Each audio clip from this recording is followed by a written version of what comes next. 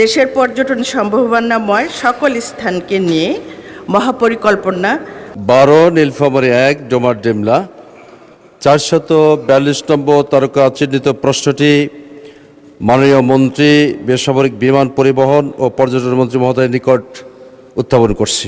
আপনাকে ধন্যবাদ। মাননীয় মন্ত্রী। মাননীয় স্পিকার, আপনাকে ধন্যবাদ জানাচ্ছি মাননীয় সংসদ সদস্যকে প্রশ্নের জন্য। মাননীয় স্পিকার, নীলফামারী 1 আসনের ডোমার ও ডিমলা উপজেলা দুটি সমৃদ্ধ ইতিহাস ও ঐতিহ্যমণ্ডিত সীমান্তবর্তী উপজেলা।